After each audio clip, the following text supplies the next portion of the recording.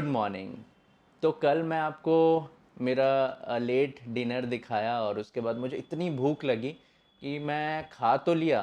फिर उसके बाद मुझे नींद भी इतनी आई कि मैं खाने का प्लेट बिस्तर पे रख के दूसरे साइड में मैं सो गया।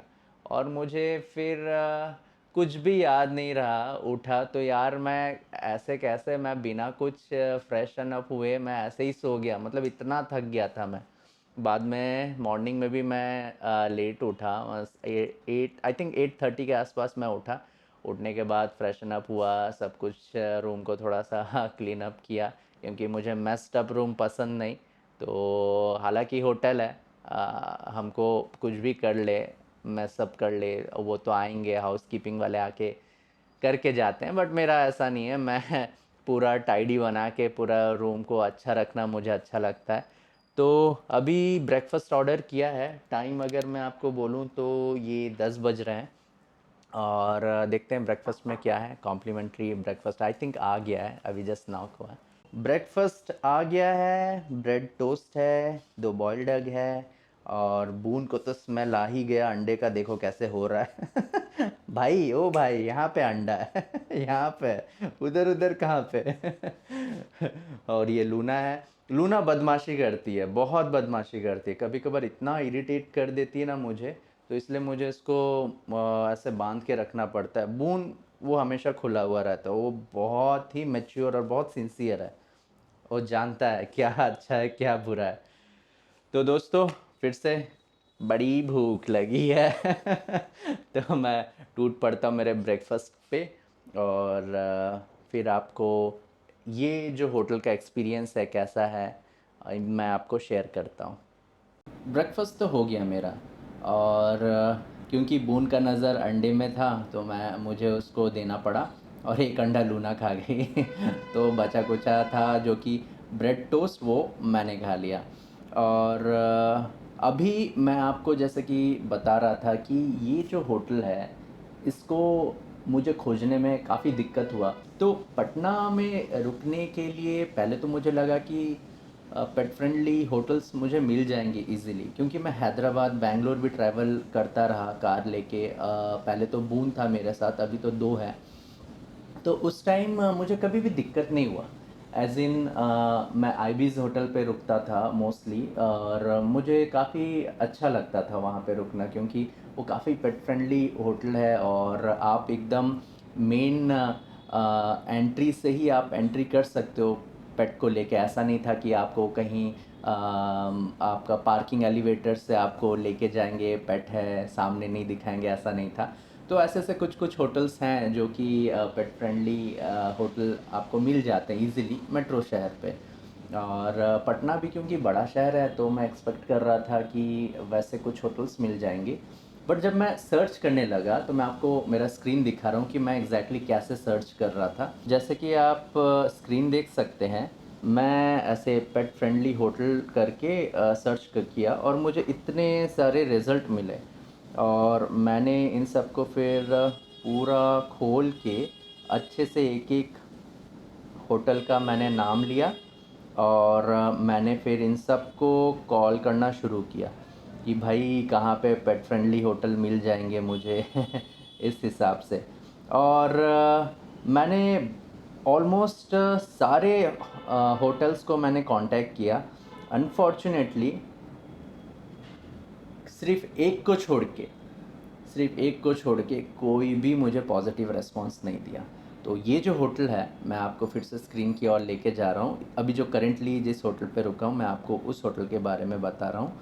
और ये होटल मुझे मिल गया था, होटल विस्टा पैलेस। तो ये जो होटल है यहाँ पे पेट फ्रेंडली लिखा भी है, प्लस ये पेट फ्रेंडली होटल है भी, क्योंकि मैंने उनको कांटेक्ट किया तो वो बोले कि हाँ वो सर्विस दे सकते हैं। और अदर होटल में भी आपको पेट फ्रेंडली लिखा रहेगा, बट वो होते नहीं हैं। पता नहीं लिखते क्यों हो अगर पेट फ्रेंडली है नहीं तो इनसे मेरी बात हुई तो उन्होंने पॉजिटिव रेस्पॉन्स दिया। मुझे अच्छा लगा कि चलो अब मुझे आराम से मेरा ट्रिप हो जाएगा, मैं स्टे कर सकता हूँ एक रात को। तो जैसे कि मैं कल रात 12 बजे चेक इन किया और अभी 10:30 हो रहा है, तो मैं 11 बजे यहाँ से निकल जाऊँगा मेरे दूसरे लोकेशन के लिए। तो रूम काफ़ी कॉम्पैक्ट है, आपको बड़ा रूम नहीं मिलेगा। और अगर मैं प्राइस के बारे में बात करूँ तो मैंने पे किया 2500 प्लस टैक्सेस, और जहाँ पे मेरा 2 डॉग का एकोमोडेशन भी चार्जेस इंक्लूडेड थे। तो ठीक है, कॉम्प्लीमेंट्री ब्रेकफास्ट भी मिला। ब्रेकफास्ट में मैंने थोड़ा सा कंप्लेन भी किया बिकॉज़ जो बॉइल्ड अंडा उन्होंने दिया था उसमें थोड़ा सा स्मेल आ रहा था, तो मुझे नहीं लगा कि ये अच्छा है। मे बी होता है ना कई बार कि कुछ अंडे ख़राब निकल जाते हैं, तो वैसा, तो वो एक कंप्लेन रहा। और उसके अलावा वैसा कुछ इश्यूज़ नहीं हुआ, आराम से सोया मैं, मस्त एसी वगैरह सब है। मैं टीवी जनरली देखता नहीं हूँ, इनसे ही मेरा टाइम पास हो जाता है। मैं अभी यहाँ से चेकआउट कर लिया हूँ और यहाँ से मैं जा रहा हूँ बीरगंज के लिए। तो आपको मैं बताना चाहता हूँ कि ये जो होटल है यहाँ पे सेफ़ पार्किंग नहीं था, तो मुझे जो पार्किंग करना था गाड़ी का, तो मैंने होटल के साइड में रखा हुआ था। यहाँ पे सिक्योरिटी कैमरा वगैरह होटल का लगा हुआ था, तो वो एक हिसाब से थोड़ा सा सेफ्टी तो प्रोवाइड कर ही रहा था, बट फिर भी गाड़ी ओपन था तो मुझे थोड़ा सा उसका भी चिंता हो रहा था। बट ठीक है, कोई ना, सब कुछ अच्छा रहा, मेरा स्टे ठीक ठाक था। अभी मैं यहाँ से चलता हूँ पीरगंज के लिए।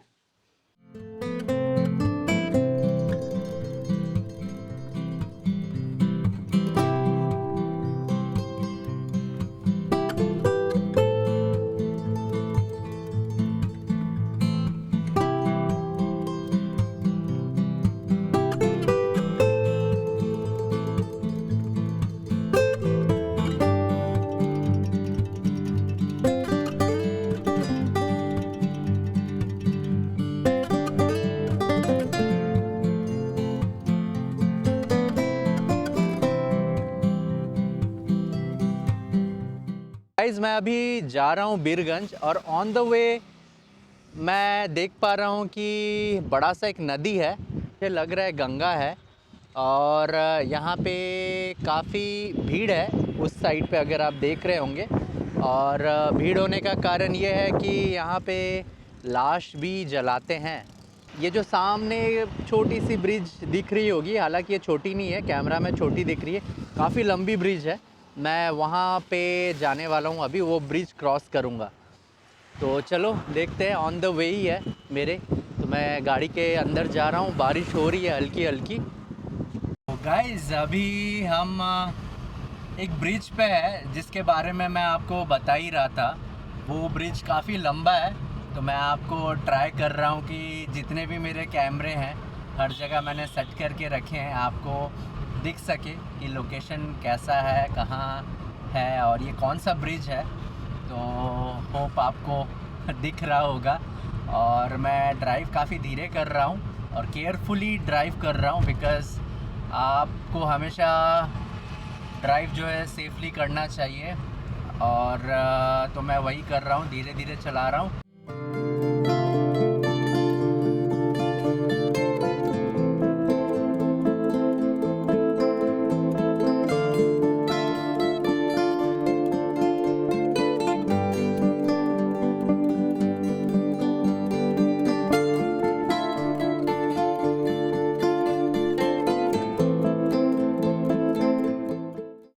पटना से निकले काफ़ी टाइम हो गया है, करीब 2 घंटे के आसपास मैं ड्राइव कर चुका हूँ। बट सिटी के अंदर से ड्राइव कर रहा था तो वहाँ पे थोड़ा टाइम लग गया। और जीपीएस भी पता नहीं क्या हो गया था उसको, बीच में कहीं भी कुछ भी दिखा रहा है, कहीं पे भी बोल रहा है कि टर्न लेफ़्ट, टर्न राइट। तो यार बहुत कन्फ्यूजन हो रहा था मुझे, इसलिए दो फ़ोन पे 2 डिफरेंट ऐप मैं चालू करके मैं अपना नेविगेशन ऑन रखा था। रास्ता के बारे में आपसे बात करूँ तो डबल लेन तो है ही नहीं, क्योंकि आप गांव, टाउन ये सब कनेक्ट होके आपको जाना है। और मैं काफ़ी सारे छोटे छोटे गांव के अंदर से घुस के निकल के ये अभी जो करंट आप देख रहे हैं रास्ता, यहाँ तक मैं पहुँचा हूँ। और बारिश हल्की हल्की हो रही है, धूप भी है। तो ठीक है, वेदर ठंड भी है, गर्मी भी है। अभी मैं पेट्रोल पंप में रुका हूँ और यहाँ पे मैंने टैंक फिलअप किया। ये जो जगह है ये पटना से करीब 2 घंटे के बाद ये लोकेशन आया। जैसे आपको पता है मैं बीरगंज के लिए निकला हूँ, तो बीरगंज के लिए अभी और 2 घंटे का ड्राइव है। जब मैं रायपुर से निकला था तब 102 रुपीज़ का फ्यूल प्राइस था, और उसके बाद मैं पटना के पास में तेल भराया और वहाँ पे 104 रुपीज़ और सम पैसे था। और यहाँ पे ये जो लोकेशन है यहाँ पे पेट्रोल का रेट है 108 रुपीज़ और सम पैसे। तो धीरे धीरे रेट बढ़ रहा है। मैं सोचा कि अपना टैंक इंडिया में रहते हुए ही फिलअप कर लूँ, क्योंकि मैंने सुना नेपाल में प्राइस काफ़ी हाई है। एज़ इन इतना भी हाई नहीं, बट हाँ कुछ 5-10 रुपये ज़्यादा है इंडियन प्राइस से। यहाँ पे बून है, इसका ब्रेकफास्ट तो ऑलरेडी होटल में थोड़ा बहुत खा लिया था। अभी जस्ट इसको लेके मैं इसका सुसु पॉटी कराया, और गाड़ी के इस साइड में है लूना, इसका भी सुसु पॉटी हो चुका है। पहले ही हो गया था, मैंने फिर से इसको ले जाके इसका सुसु पॉटी कराया। क्या होता है कि जितना इन लोग ट्रैवल करते हैं तो इनको स्टिमुलेट उतना ही होता है और इनको बार बार बाहर जाना रहता है। तो जब भी मुझे मौका मिलता है मैं उतार के उन लोगों को हल्का कर लेता हूँ। तो यहाँ से मैं निकलता हूँ अभी बीरगंज के लिए। चलो।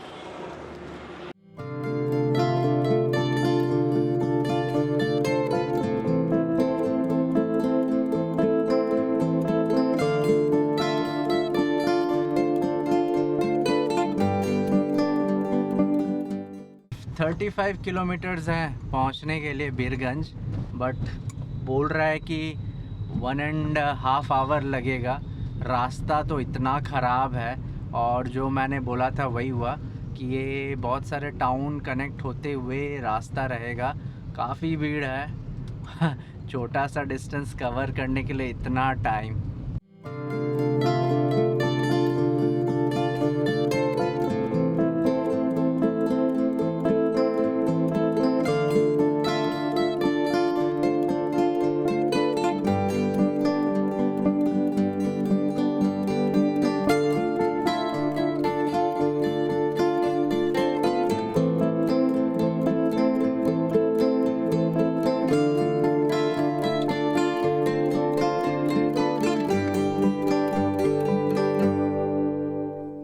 तो जैसे कि आपने देखा वो नेपाल का फ्लैग है, और मैं जस्ट अभी उसको क्रॉस करके मैं नेपाल कंट्री के अंदर हूँ। ये रोक के ये खुशी मैं आपसे शेयर करना चाह रहा हूँ कि मैं फाइनली नेपाल कंट्री के अंदर हूँ।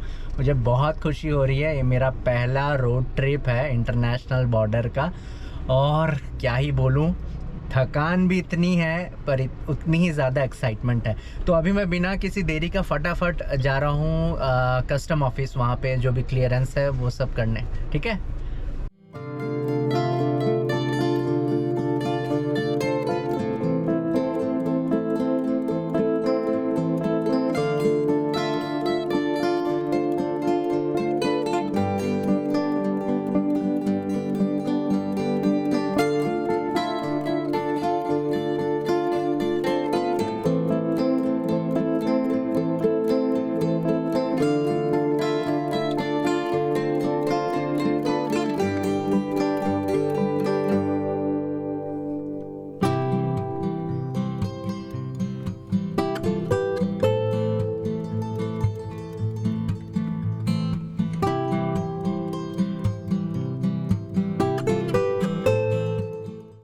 मेरा सेकंड स्टॉप जो कि बीरगंज, मैं पहुंच गया हूं। तो मैं बेसिकली नेपाल कंट्री के अंदर हूं। काफ़ी सही। मुझे इतनी एक्साइटमेंट हो रही थी जब मैं बॉर्डर क्रॉस कर रहा था। मैं मतलब वो फ्लैग देख रहा था, देन वो बड़ा सा एक गेट है जैसे कि आप देख रहे हैं, ये मेरे डैश कैमरा से मैंने कैप्चर किया था। तो काफ़ी एक्साइटमेंट फील हो रहा था जब मैं गया, बॉर्डर क्रॉस किया। और मैं अभी होटल में हूँ जहाँ पे मैंने मेरा आज का नाइट बुक किया है। इस होटल का नाम है होटल अन्नपूर्णा, जो कि बीरगंज में ही है। इस होटल की ख़ास बात यह है कि ये पेट फ्रेंडली है। तो मेरे दोनों बच्चे आप देख सकते हैं ये बून, ये सो रहा है, लूना भी सो रही है और गहरी नींद में जैसे जाएगी मैं इसका लीश खोल दूँगा ताकि वो आराम से सो पाए। अभी क्या है मस्ती कर रही है काफ़ी, अगर मैं खोल दिया तो उछल-कूद करेगी फिर। तो मैं आपको रूम बता दे रहा हूँ कैसा है। यहाँ से मैं एंट्री किया और घुसते ही आपको 2 बेड मिल जाता है। ये क्वीन साइज़ है, ये एक्स्ट्रा बेड है, जो कि बहुत सही है। एक्चुअली उनके पास छोटे रूम नहीं थे, बोले कि डिलक्स रूम है, तो मैं बोला चलो कोई नहीं, पेट फ्रेंडली है, डिलक्स रूम है, कोई प्रॉब्लम नहीं। तो एक बेड में मैंने पूरा मेरा सामान पूरा बिछा लिया है, power bank, phone, camera, gimbal ये सब। और साथ में आप ये देख रहे हैं, जी हाँ, मैं ओआरएस भी लेके चलता हूँ इन केस ड्राइव करते आपका पेट ख़राब हो गया या है ना, खाने का कुछ भी ठिकाना नहीं रहता, कोई टाइम नहीं है, तो इसलिए ओआरएस लेके चलता हूँ। उसके अलावा मेरा जो मेडिकेशन चल रहा है, ये सब की भी दवाइयाँ मैं रखता हूँ क्योंकि एनकाइलोजिंग है भाई, लाइफ लॉन्ग डिजीज़ है, तो लेना तो पड़ता है। और इसके अलावा मेरा लैपटॉप एंड कुछ डॉक्यूमेंट्स वाले बैग है। और यहाँ पे आपको बालकनी मिल जाएगा और यहाँ पे बाथरूम, यहाँ पे टीवी, यहाँ पे सामान रखने के लिए एक अच्छा सा कबर्ड। तो ओवरऑल होटल बढ़िया है भाई, रूम बहुत चंगा है, बहुत बड़ा है।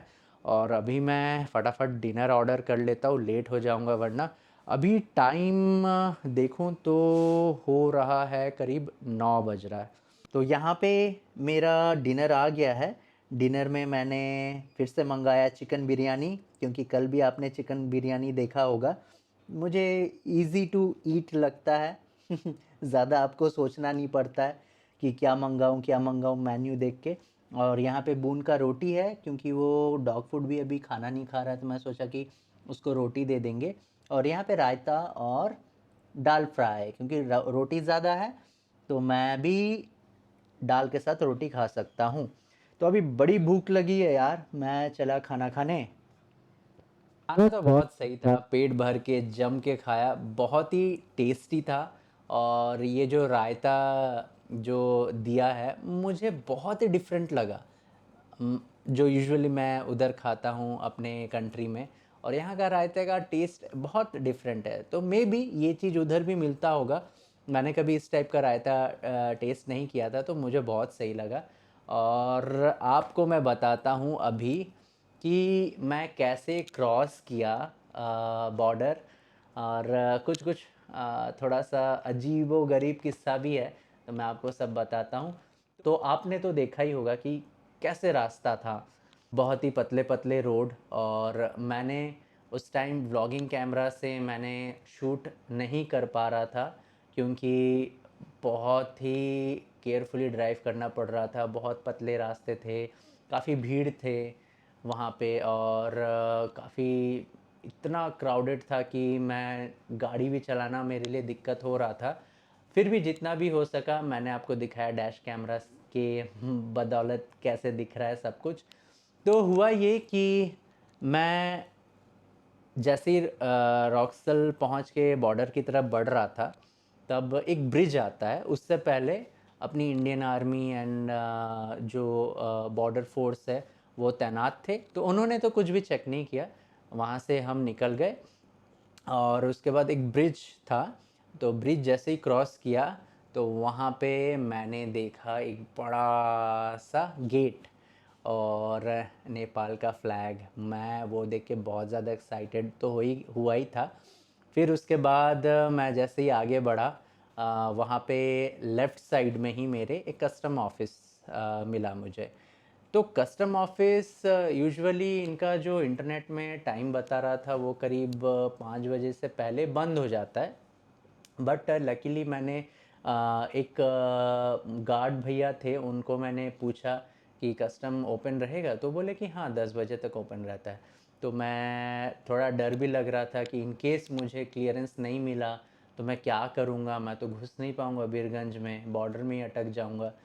तो वहाँ पे मैंने भंसार करवाया मेरे कार का, तो मेरा 15 डेज़ का स्टे होने वाला है नेपाल में।